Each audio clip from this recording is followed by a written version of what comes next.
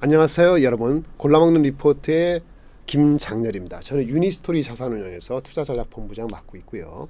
좀 더 간단히 압축적으로 말씀을 드리려고 합니다. 요즘에 이제 장마 끝나고 폭염인데 건강 유의하시기 바라고요. 삼성증권에서 매주 이제 주간 단위로 추천 종목을 하고 화두가 되고 있는 그런 주제를 던지긴 하거든요. 제가 종종 참조하고 그러는데 소개시켜 드리려고 합니다. 시점적으로 장 자체는 2600 초반입니다만은 가는 종목으로 지금 쏠리고 있는 그런 흐름이 뚜렷하지 않습니까? 이런 상황에서 어떻게 장을 봐야 되는가라는 간단하면서도 주제별로 얘기를 한 게 있어서 마지막에 제 의견과 함께 간단히 말씀드리고자 합니다. 이번 주에, 그러니까 지난주 금요일 날 보통 이제 주말 하기 전에 미리 올리거든요. 지난주 금요일 날 국내 증시 주간 추천 종목의 제목은 히트웨이브 폭염 대응법이라는 제목을 갖고 왔네요. 최근 얼마 전까지 전체적으로 2640 이하로 내려가기도 하고 그래서 조정의 빌미가 되었던 여러 가지 지표들이 있었지 않습니까? 그런데 그 FOMC 이후에 내일 모레죠. 안정세를 보일 것으로 기대하기 때문에 전체적으로는 기회다라고 보는 것 같아요. 코스피가 실적 추정치가 근본적으로 조금 올라왔거든요. 그래서 그것이 이제 중요한 거죠. 왜냐하면 PER 밸류에이션이 좀 부담이 낮아져서 요걸 쓰는 지난주 7월 20일 직전에 12개월 포워드 선행 PER은 한국 코스피 기준으로 12배 정도로 된다고 추론하고 있습니다. 수출이 안 좋아서 우리가 달러 대비 원화가 이제 약세였지 않습니까? 최근에는 강세가 됐습니다만은 다시 또 약세가 되느냐 왔다 갔다 하는데 물론 수출이 빨리 좋아지면은 달러 대비 원화가 안정적으로 강세가 되겠죠. 그런데 전반적으로 흐름상으로는 바닥을 통과 중이다. 수출도 삼성전자 하이닉스를 포함한 반도체 수출이 급격히 올라가지는 않고 있습니다만은 바닥은 통과 중인 만큼 그거에 좀 이제 저번에 말씀드린 것 같은데 올라오는 속도가 너무 느려서 실망할 수도 있고 이른바 달팽이의 계단 오르기식으로 올라가면은 가는 종목으로 더 쏠리게 되면 수급 적으로는 전체적으로 모든 섹터가 만족스럽기는 어려운 상황인 건 맞습니다. 하지만 그러한 조정을 오히려 투자의 기회로 이용하는 것이 더 필요한 시점이다라는 식으로 삼성증권에서는 세 가지 톤을 말을 드렸습니다. 그러니까 FOMC 이후에 안정세를 보일 것이다. 코스피는 목표치가 조금 높여가니까 밸류에이션은 뭐 아주 싼 건 아니지만 밸류에이션 부담이 좀 낮아졌다. 수출은 빠르게 올라오고 있지 않지만은 그래서 안 달라서 주가가 내려간다면 퀄리티가 괜찮은 주식들은 투자의 오퍼튜니티 기회로 활용하다 이런 메시지입니다. 그래서 이번 주 7월 24일 주의 핵심 키워드는 서프라이즈인데 서프라이즈라는 것이 실적의 서프라이즈도 있고 수급의 쏠림의 서프라이즈도 있을 것 같아요. 그러니까 실적과 수급 뭐가 됐든 어느 한쪽 또는 두 개가 몰릴 수 있는 기대를 넘어가는 것을 보여줄 수 있는 종목으로 대응을 해야 되겠죠. 그래서 이제 크게는 세 가지로 분류했는데 단연 그 1번에 가장 먼저 모여지는 것 같습니다. 수급적인 측면에서는 주도주가 계속 힘을 계속 유지할 것이다. 이런 견해를 유지하고 있는데 올해 전반적으로도 그렇고 지금도 그렇고 전기차, AI 이런 쪽으로 모아지고 있습니다. AI는 아무래도 미국이 빅테크 AI에 노출된 것이 워낙 많고 그 임팩트가 영향력이 크기 때문에 우리보다는 그쪽이 더 의미가 있는 것 같고 전기차는 테슬라가 주도합니다만 한국은 그렇게 전기차로서는 아니지만 그 서플라이 체인에 있는 2차 전지 재료나 소재 부품 쪽에 열광하는 그런 흐름이 지속될 것이다라는 첫 번째 메시지이고요. 두 번째는 이 하우스 삼성증권의 하우스의 전체적인 톤인 것 같긴 한데요. 저는 반쯤 동의합니다만은 자동차 그리고 전장 뭐 같을 수도 있고 다를 수도 있습니다. 대형주냐 소형주냐에 따라서 그 전장이나 자동차의 실적 자체가 2분기까지 괜찮다. 물론 3분기 이후에 그 여러 가지 인센티브라든지 이런 측면에서는 이익이 흐름이 좀 낮아질 수 있다는 생각도 갖고 있습니다만은 2분기 실적이라든지 가이던스가 서프라이즈 가능성이 있다는 측면에서 전장과 자동차에 대한 주목을 주문했습니다. 세 번째는 장기 호황 단기적으로 많이 올랐기 때문에 이 실현 차익 실현이 당연히 일어나고 있고 또 아까 말씀드린 것처럼 타 섹터로 자금이 몰릴 때는 장기적인 호황이라고 하면은 단기는 많이 온 거 아니야 이렇게 해서 이 실현의 빌미가 될 수 있는 섹터일 수도 있는데 최근에 한 2개월 가량 1개월 반 가량 많이 올라갔던 종목이 절대적으로 산업재 쪽이죠. 산업재도 두 가지가 나눠지는데 조선주하고 그 다음에 미국의 캐펙스 관련되는 전기, 전력 그 다음에 중동 지역이라든지 이런 쪽에 해외 건설주 이런 게 있거든요. 통칭해서 산업재라고 하는데 이 산업재는 장기 호황 국면이라고 진단을 하고 있습니다. 이러한 그 진단에 따라서 삼성증권 추천하는 주식은 이번 주에 아이디어를 3개를 제시했네요. 첫 번째 아이디어를 보시면 아까 테크 AI 개념으로 본다면은 하이닉스하고 그다음에 LG전자, 그다음에 이수페타시스, 대덕전자를 추천했습니다. 이수하고 대덕전자는 많이 올랐죠. 예, 이수페타시는 한미반도체와 함께 대표적인 AI 그 중소업체로서 많이 알려진 상태이기 때문에 트레이딩 영역일 수도 있고 진짜 잘 분석해서 계속 쫓아갈 수 있는 분만 아마 할 수 있는 영역이라고 보여지고요. 뒤에 말씀드릴 LG전자는 조금 다른 얘기이고 가장 더딘 주식이죠. 대형 주식에서도 하이닉스는 아실 테고. 두 번째 아이디어는 자동차 전장인데 자동차 전장이라고 하면은 기아차를 여기서는 했고 부품에서는 성우 하이텍, 소프트웨어로는 현대 오토웨버 다 조금 무겁다고 느껴질 수 있습니다. 개인 투자자 입장에서는 그렇게 보고 있고 세 번째가 앞전에 나왔을 때 산업재인데 여기에 아이러니하게도 산업재 인프라 하면은 조선주 포함하면은 삼성 엔지니어링 그 다음에 조선주 대표 중인 HD 한국조선해양 계열사들을 많이 갖고 있잖아요.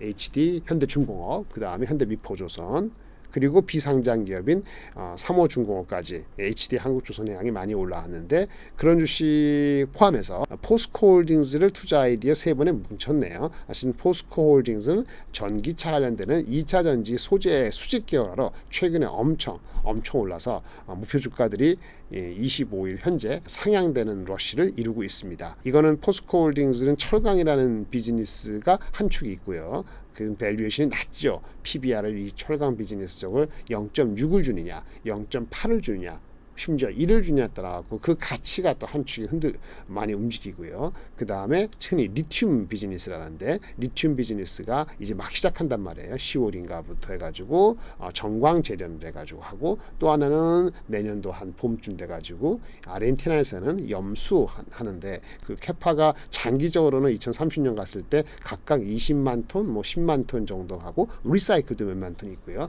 이 40만 톤 남짓 되는 이 리튬 비즈니스에 대해서 얼마 정도의 가치를 주느냐는 거죠. 리튬의 가격이 지금 가격보다 장기적으로 내려간다고 보는 그 시나리오를 20% 내려 30% 내려가는 이런 가격에 대한 시나리오가 있고 같은 에비타 측면에서 에비타를 몇 배 주는지 PR을 10배 주는지 여기에 따라 가지고 조합이 달라지거든요. 목표 주가가 25일 아침에 제가 나온 거를 보니까 대략적으로 뭐 낮게는 70만 원 중반에서 높게는 90만 원까지 이제 형성이 새롭게 업데이트가 됐는데요. 단기적으로 많이 올랐기 때문에 지속 추격하는 것보다는 목표 주가 대비 항상 말씀을 드리는데 얼마 정도요?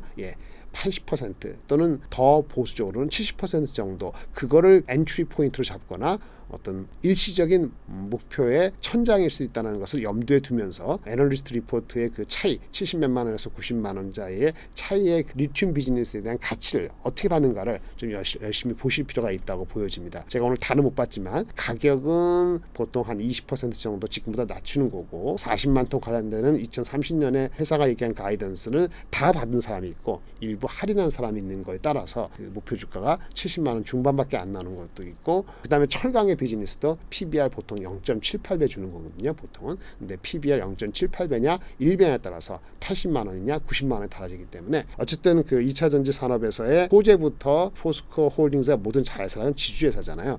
그런 거에 합을 본다면은 국민 대장주로서 시가총액의 대장주로서 등극한 것이 아주 이상한 건 아니었다. 지금부터는 이제 영역이 조금 달라지기 때문에 리포트 한번 보시기 바랍니다. 이런 관점에서 제가 보는 개인적인 그 리스트는요. 제가 소속되어 있는 그 회사의 의견은 전혀 아님을 미리 밝혀두고요. 제 개인적인 의견이니까 참조만 하시기 바랍니다.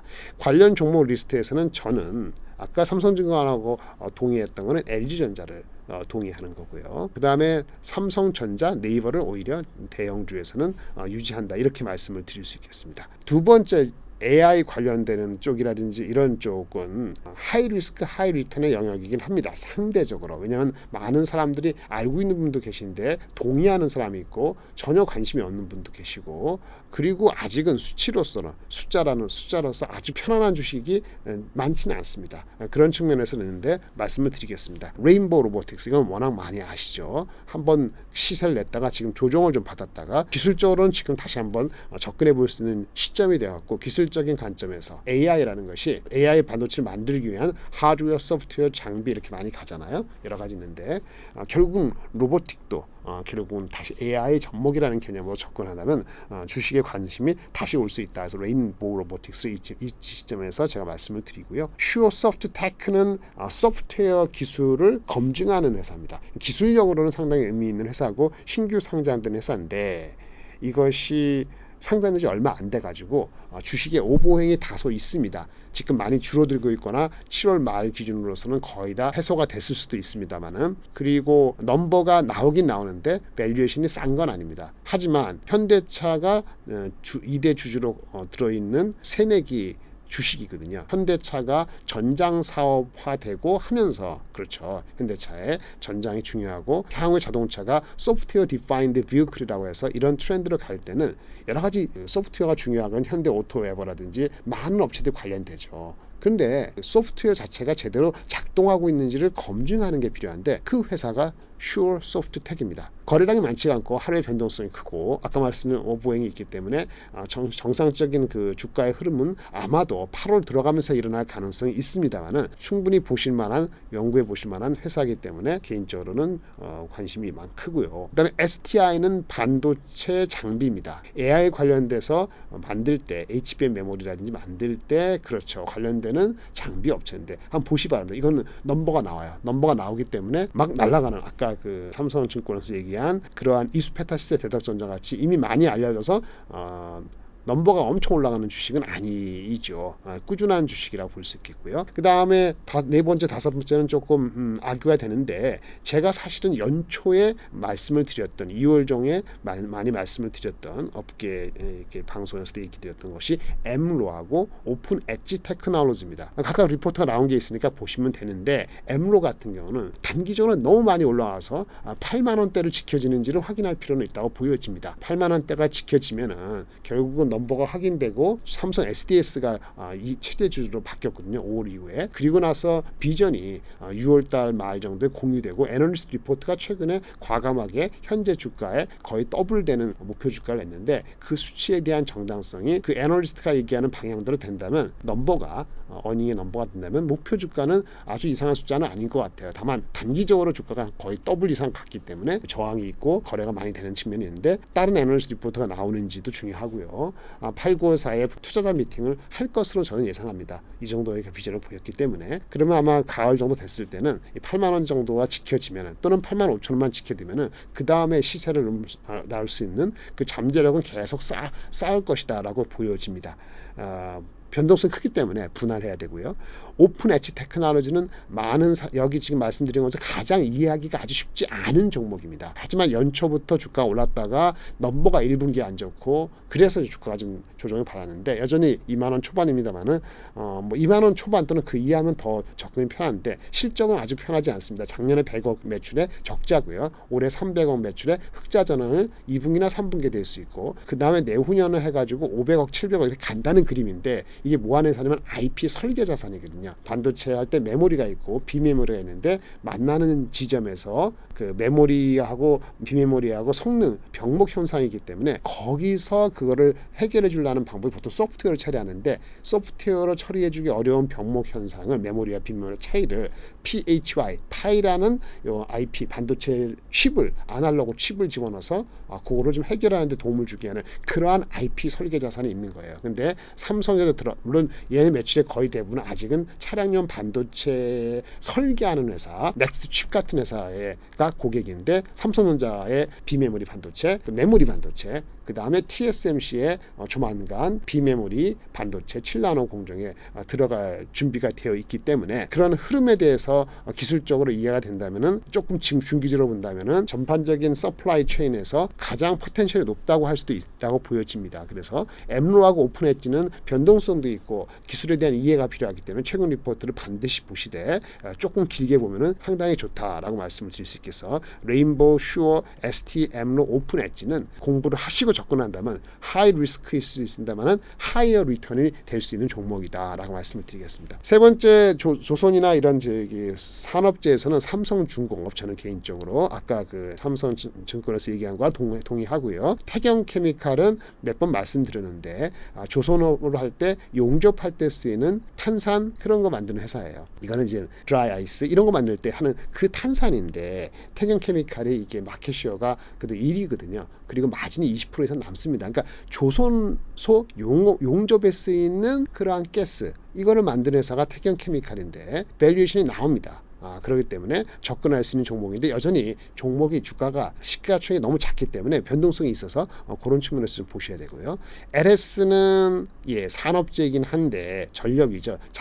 자회사가 LS 일렉트릭이 있는데 최근에 뭐 LNF하고 2차 전지 관련되는 전구체를 공동으로 한다. 이런 거에 대한 기대 심리가 다시 살아나는 것 같기 때문에 9만 원 초반대에서는 접근하기 용이한 주식으로 여겨집니다. 마지막으로 2차 전지 관련되는 주식은 양극재가 많이 갔고 포스코홀딩스도 그 어느 정도 가치를 이제 인정받는 분위기 때문에 갖고 계신 분들은 해피하실 것 같습니다만은 그 종목도 좋긴 합니다만은 음극재로서는 대주전자재료가 그것도 괜찮은 주식인데 도전재라고 있어요. 도전재 양극과 음극 사이 리튬이 잘 움직일 수 있도록 해주는 그 재료가 있는데 도전재에서 그 원재료를 제이오라는 회사가 있고 그것을 가지고 분산재를 갖다가 붙여서 최종적으로 음극재나 양극재 업체들한테 파는 도전재 CNT 도전재를 만드는 회사가 나노신소재고 원재료를 제이오를 만드는 회사거든요. 둘 다 좋은 회사이고 제가 방송에서 몇 번 나노신소재는 말씀을 드린 적이 있는데 나노신소재가 엊그저께 한 18% 올라가서 제가 봤을 땐 PER이 이제 30배가 25년 기준으로 30배는 훌쩍 넘은 것 같아요. 제이오가 조금 덜 갔습니다. 굳이 따지면 PER 밸류에이션이 25년 기준 나노신소재가 급등하는 바람에 제이오가 덜 갔기 때문에 키 맞추기 정도로는 같이 갈 것 같고 양극재, 음극재 균형을 이룬다는 측면에서 양극재만큼 의미가 있을 수 있는 의미가 더 커질 수밖에 없는 음극재 관련된 회사로서 음극재 도전재 관련해서 제이오하고 나노신소재를 보시고 만약 음극재 자체로 본다면은 대주전자재가 좋은데 밸류에이션이 단기적으로 싸지 않기 때문에 적당히 대주전자재로 음극재하고 도전재 개념에서 나노하고 제이오 중에서 선택하시는 개념으로 다 할 수 있겠고요. 성일하이텍은 폐배터리 업체로서 많이 알려진 회사죠.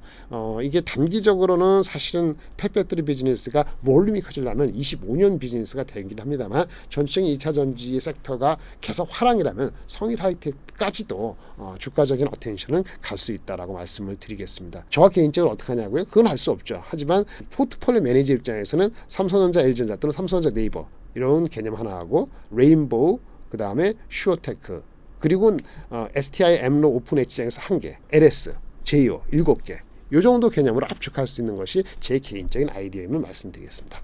오늘은 여기까지 하겠습니다. 감사합니다.